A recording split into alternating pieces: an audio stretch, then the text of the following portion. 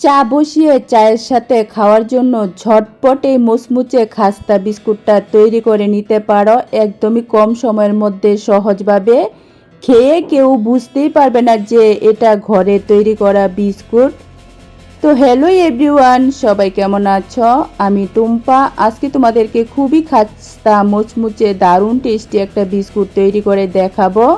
আশা করছি আমার আজকের রেসিপিটা সবারই ভালো লাগবে। তো যদি একটু ভালো লেগে থাকে তাহলে বলছি প্লিজ প্লিজ একটা লাইক করে দিও আর আমার চ্যানেলটাকে সাবস্ক্রাইব করে দিও। একদমই কম সময়ের মধ্যে সহজভাবে কিন্তু আজকে ঘরে এই বিস্কুটটা আমি তৈরি করেছি। এই বিস্কুটটা তৈরি করে কিন্তু তোমরা অনেক দিন রেখেও খেতে পারো। তো চলো বিস্কুটটা কিভাবে তৈরি করেছি দেখে নাও। প্রথমে দেখো আমি একটা মিক্সিং জার নিয়েছি।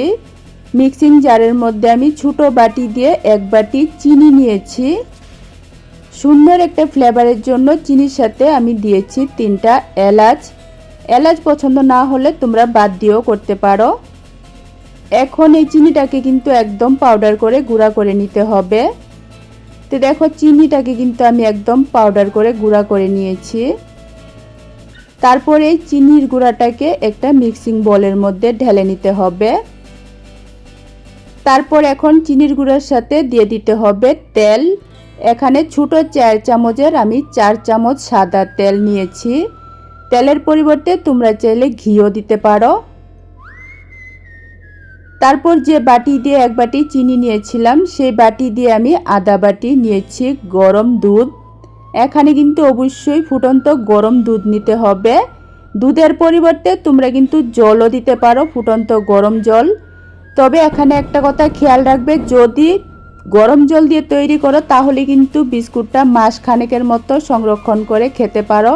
আর যদি দুধ দিয়ে তৈরি করো তাহলে কিন্তু 1 সপ্তাহ বেশি রাখতে পারবে না। আর বিস্কুটটা কিন্তু দুধ দিয়ে তৈরি করলেই টেস্ট একটু বেশি ভালো হয়।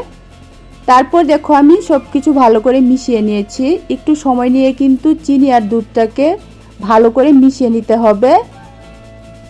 মেশানো হয়ে গেলে এর মধ্যে দিয়ে দিতে হবে আটা অথবা ময়দা। আমি এখানে এক বাটি ময়দা নিয়েছি। তোমরা চাইলে কিন্তু আটা দিয়েও করতে পারো অথবা অর্ধেক আটা আর অর্ধেক ময়দা দিয়েও করতে পারো। এখন এই ময়দাটাকে অল্প অল্প করে দুধের মিশ্রণের মধ্যে দিয়ে মেশাতে হবে। তো দেখো এখানে অল্প অল্প করে ময়দাটা দিয়ে মিশিয়ে তারপর কিন্তু মেখে একটা ডো তৈরি করে নিতে হবে। এভাবে অল্প অল্প করে ময়দাটাকে দিয়ে তারপর কিন্তু মেশাতে হবে, তাহলে কিন্তু ডোটা বেশি ভালো হবে। তো দেখো আমি এখানে কিন্তু ময়দাটা অল্প অল্প করে দিয়ে প্রথমে চামচ দিয়ে মিশিয়ে নিয়েছি, যেহেতু এটা গরম ছিল। এখন একটু হালকা ঠান্ডা হয়ে যাওয়ার পর আমি হাত দিয়ে মেখে ডোটা তৈরি করে নেব। এখানে খেয়াল রাখবে ডোটা কিন্তু বেশি শক্ত বা একদম বেশি নরম করা যাবে না।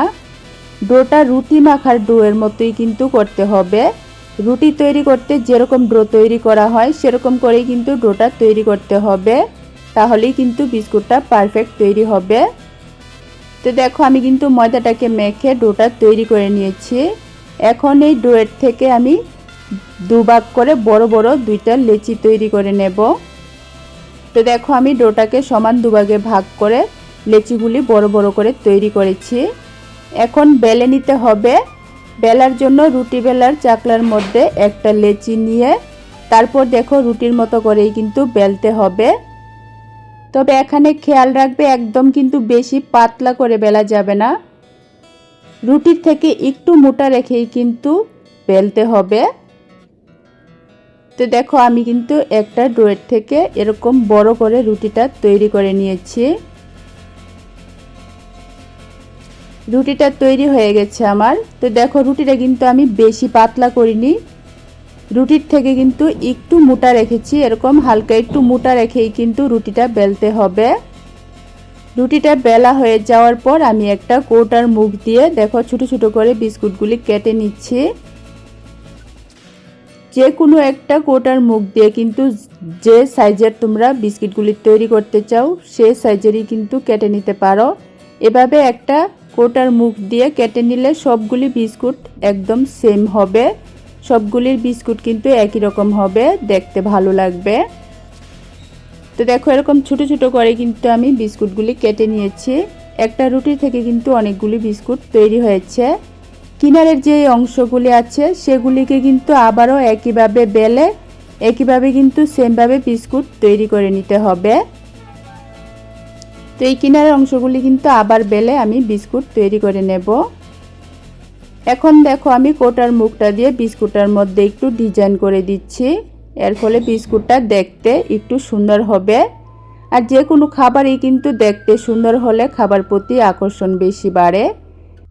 কৌটার মুখটা দিয়েই আমি দেখো এরকম সিম্পলভাবে গুড ডে বিস্কুটের ডিজাইনের মতো ডিজাইনটা করে নিয়েছি।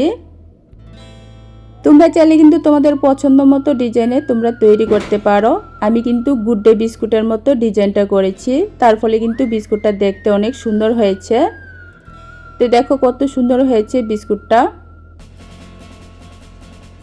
এখানে দেখো একটা রুটির থেকে কিন্তু আমার অনেকগুলি বিস্কুট তৈরি হয়েছে।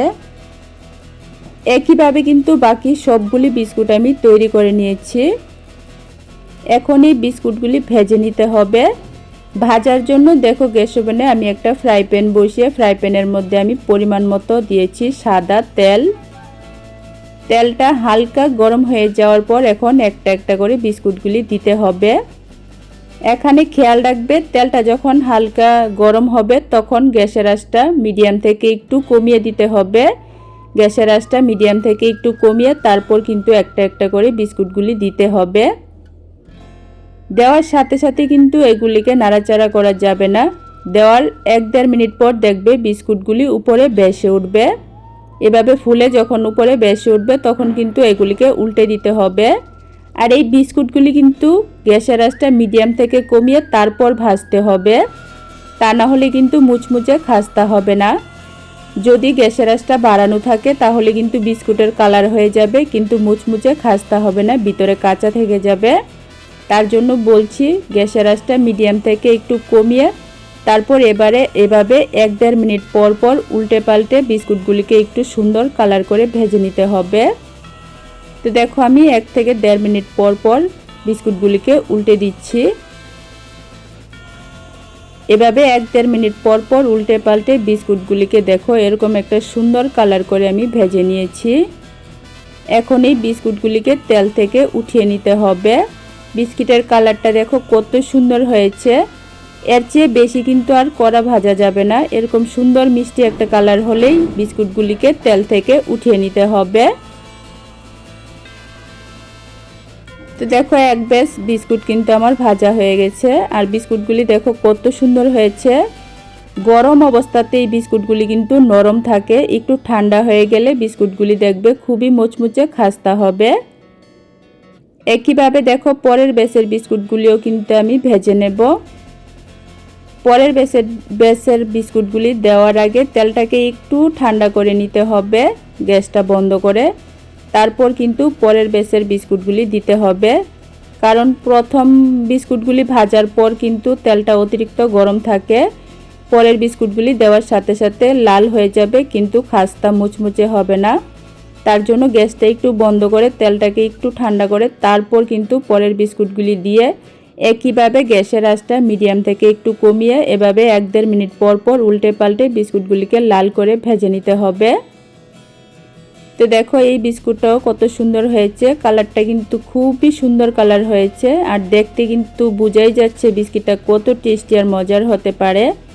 আমি আবারও বলছি গরম অবস্থাতে বিস্কুটটা নরম থাকে, যখন একটু হালকা ঠান্ডা হয়ে যাবে তখন বিস্কুটগুলি কিন্তু একদম মুচমুচে খাস্তা হয়ে যাবে।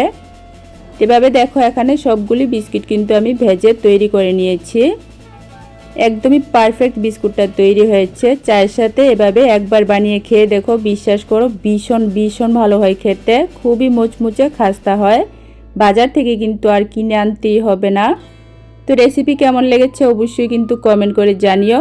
ভালো লাগলে লাইক কমেন্ট শেয়ার করো, চ্যানেলটাকে সাবস্ক্রাইব করে দিও। আবারও আরেকটা রেসিপি নিয়ে আসবো। আজকের জন্য টাটা।